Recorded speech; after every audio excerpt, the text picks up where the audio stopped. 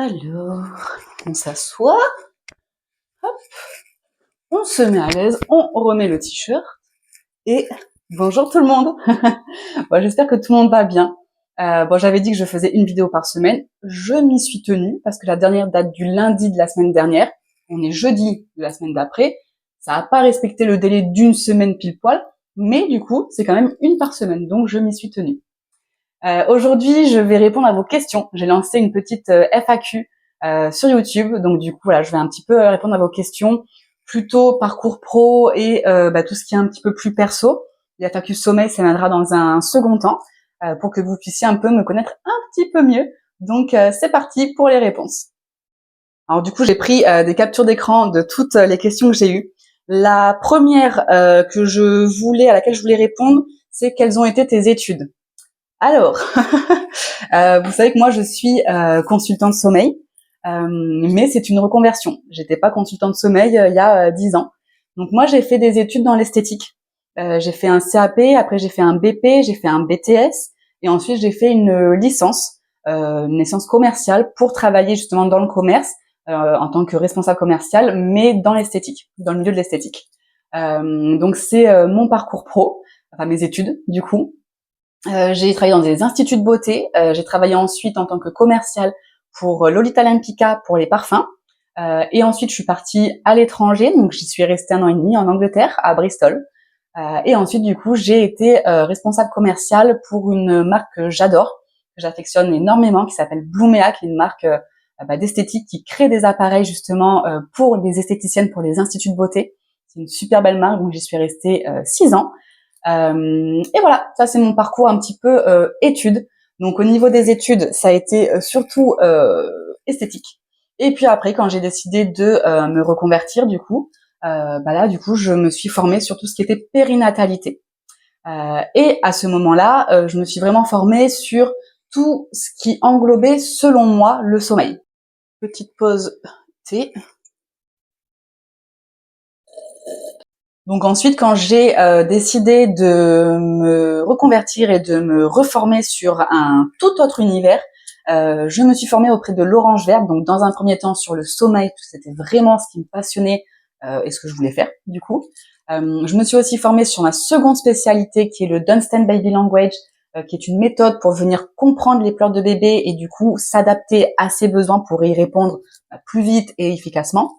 Et après, je voulais vraiment avoir un accompagnement qui était compris. Donc je me suis aussi formée sur la pédagogie Montessori, donc je ne propose absolument aucune prestation sur ça, mais je trouvais que c'était très complémentaire avec le sommeil, puisqu'on est sur des activités plutôt sensorielles, non stimulantes, ou pas trop stimulantes en tout cas, pour ne pas avoir une surstimulation justement. Je me suis formée à l'allaitement, puisque moi je n'ai pas allaité mon fils.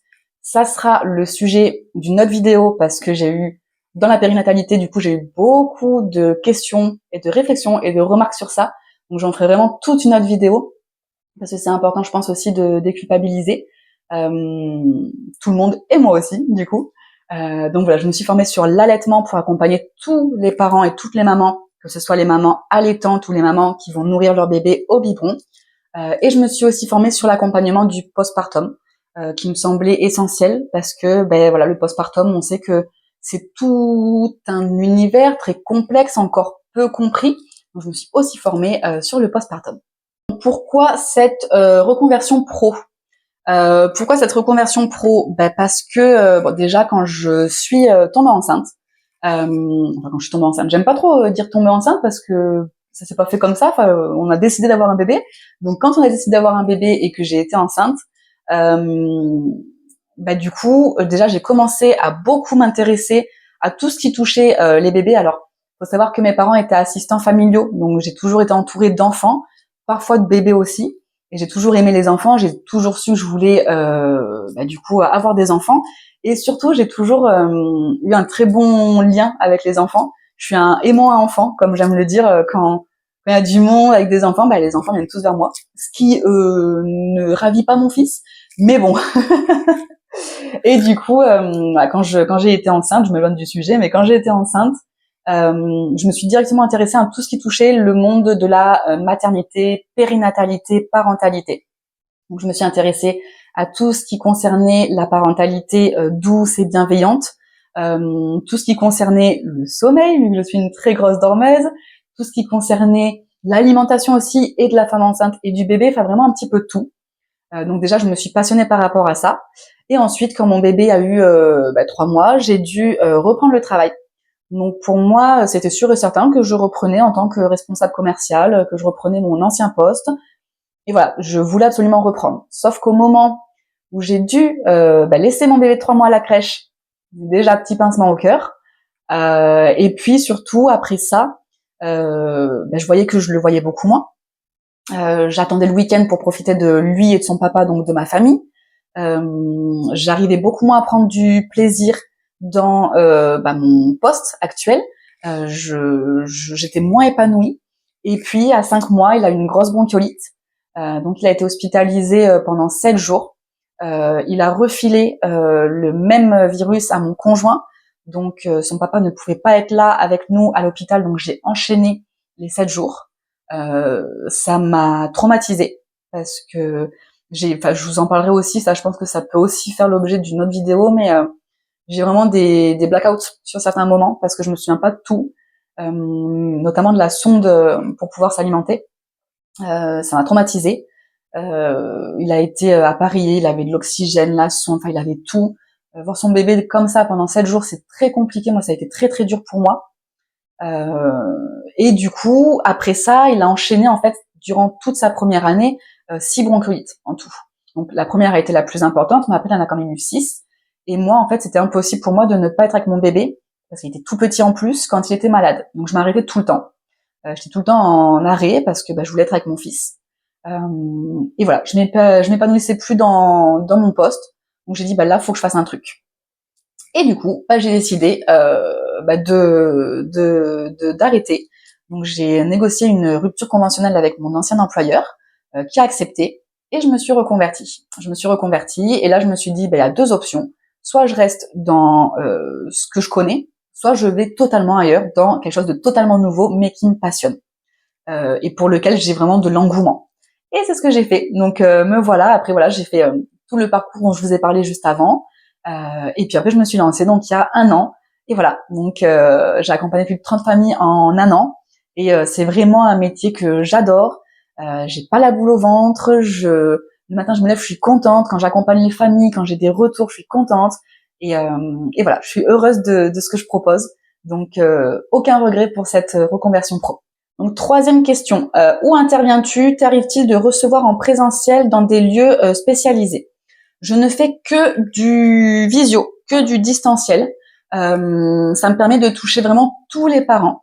Et contrairement à ce qu'on peut penser, non, je n'ai pas besoin de voir l'enfant ou de voir la chambre. Parfois, ça m'arrive de demander des photos de la chambre, mais sinon, il y a vraiment tout un questionnaire à remplir pour que je puisse connaître vos habitudes, tout le contexte. Après, on échange vraiment sur ce questionnaire-là pour que je puisse vraiment avoir tous les détails nécessaires. Et donc, je ne fais que du distanciel. J'ai eu des parents qui venaient de Suisse, de Belgique, du Luxembourg, de n'importe où en France. Et c'est ce qui me plaît aussi, c'est de pouvoir conseiller vraiment tous les parents.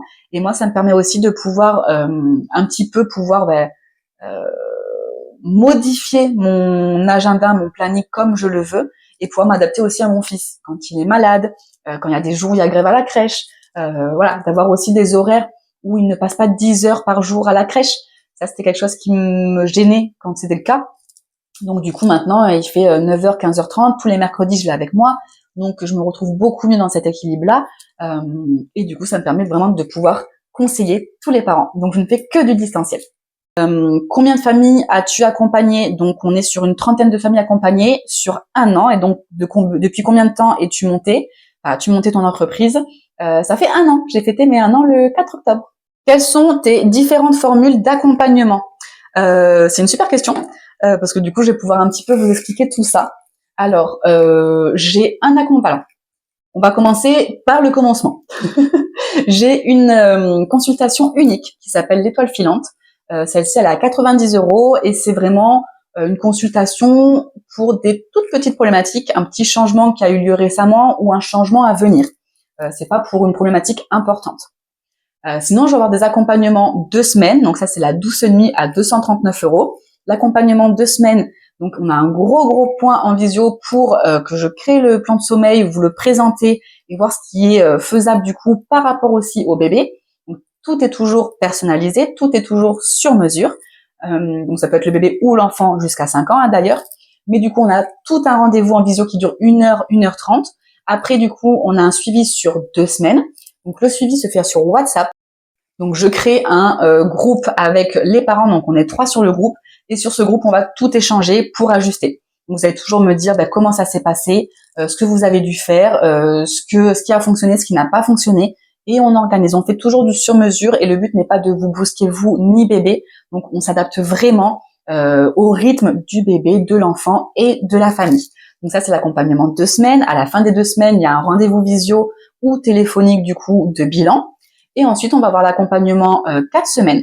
Donc l'accompagnement 4 semaines, c'est le sommeil enchanté à 390 €. C'est la même chose, donc sauf que ça dure 4 semaines et que au bout de 2 semaines, il y a un rendez-vous de mi-parcours pour pouvoir ajuster si nécessaire aussi.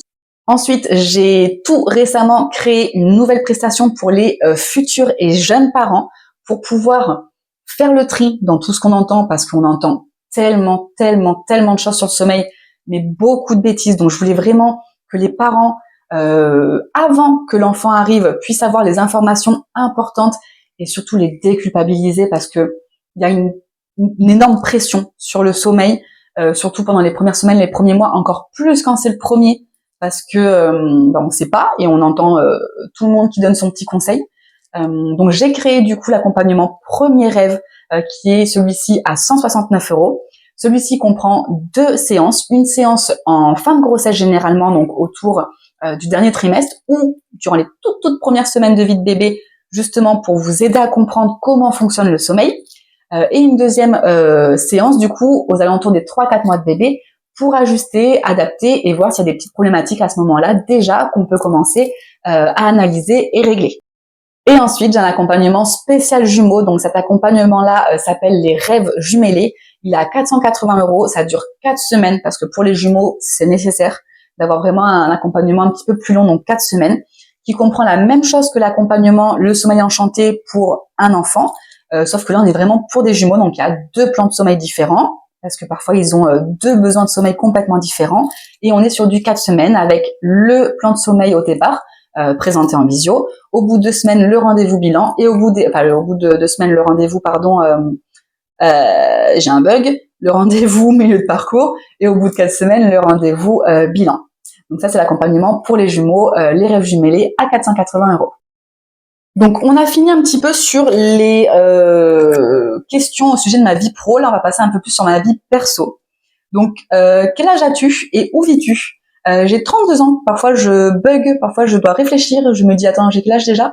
Mais j'ai 32 ans et je vis à Toulouse. Donc, je suis pas de Toulouse de base, je suis de Dordogne. Mais ça fait maintenant 15 ans. Ça fait 15 ans que je suis à Toulouse avec une petite pause en Angleterre d'1 an et demi. Mais sinon, ça fait 15 ans que je suis à Toulouse. J'adore cette ville. Et voilà. Et j'aime plutôt bien avoir 32 ans parce que je trouve que c'est un âge plutôt sympa. Quand j'étais jeune, je me disais non, mais en fait 30 ans, t'es vieille. Mais non, je ne me sens pas vieille. Donc voilà, j'ai 32 ans et je vis à Toulouse. Es-tu maman solo? Non, je ne suis pas maman solo. J'ai le papa qui est mon conjoint.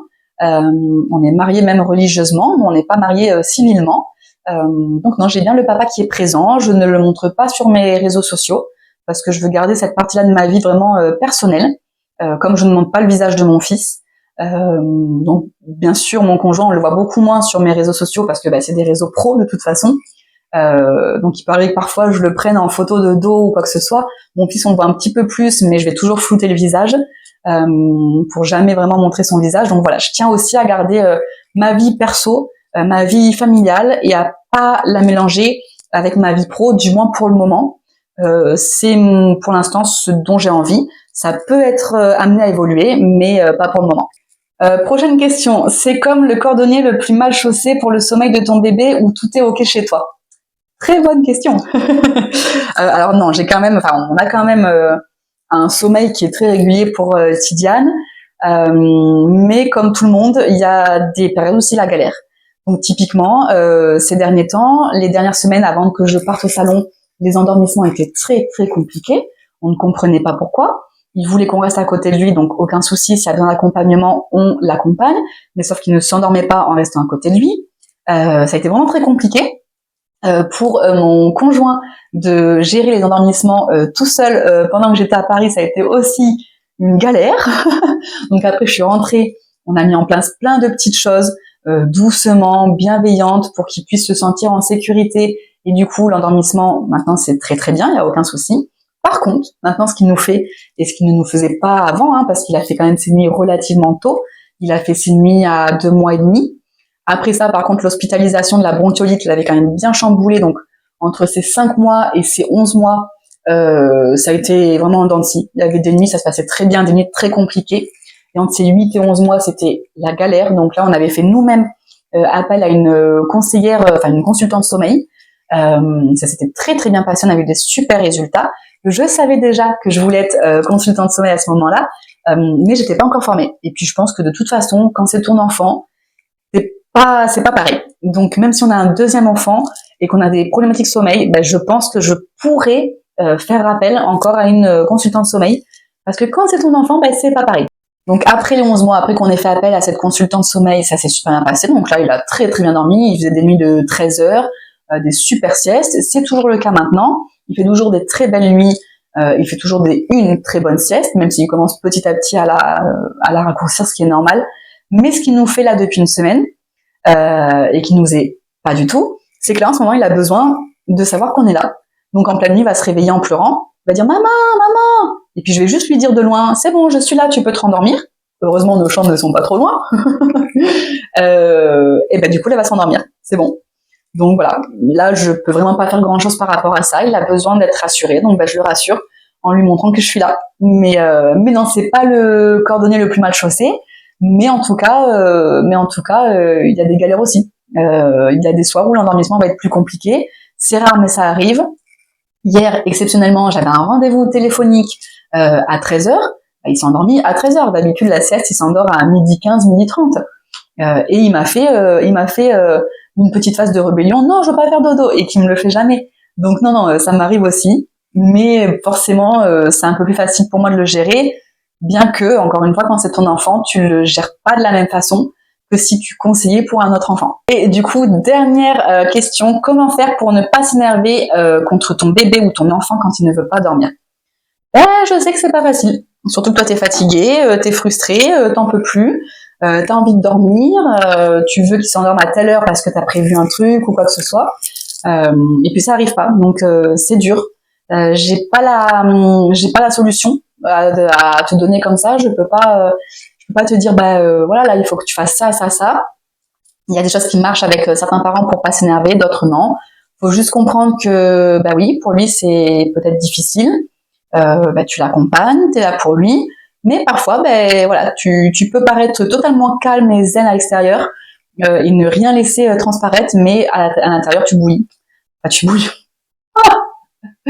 Attends, je recommence. Mais parfois, tu peux peut-être ne rien laisser transparaître à l'extérieur et être zen et être totalement détendu, du moins en aspect, mais à l'intérieur, tu es en train de bouillir et tu n'en peux plus. Il y a vraiment pas de méthode pour ça. Parfois, ça va être la respiration pour certaines personnes. Parfois, ça va être juste de sortir, prendre l'air quelques secondes et après de revenir beaucoup plus en forme, beaucoup plus apte à pouvoir accompagner ton enfant. Mais c'est pas facile. Donc, bien sûr, on sait que tout passe, mais cette phrase, elle est quand même un petit peu, elle peut être rassurante et culpabilisante parce que tout passe, ok, mais c'est pas une raison pour subir. Donc voilà, j'ai pas de méthode à te donner pour pas t'énerver. Il faut trouver ce qui te correspond à toi. Donc c'est la fin de cette vidéo FAQ. J'espère qu'elle t'a plu. J'espère que j'ai bien répondu à toutes les questions qui te passaient par la tête. En tout cas, merci beaucoup pour déjà l'accueil que vous avez fait à la première vidéo. J'ai quand même eu pas mal de vues pour une toute première vidéo avec 0 abonné. Donc merci beaucoup, merci de l'avoir partagé. N'hésitez pas à recommencer pour celle-ci, à commenter, à aimer, à la partager, à liker ma chaîne, à vous abonner à ma chaîne du coup, à activer les notifications. C'est ce qui va me permettre petit à petit de toucher plus de parents et puis que mes vidéos soient un petit peu plus vues pour pouvoir accompagner toujours plus de parents et toujours plus d'enfants et de bébés. Donc merci beaucoup et je vous dis à la semaine prochaine pour une autre vidéo.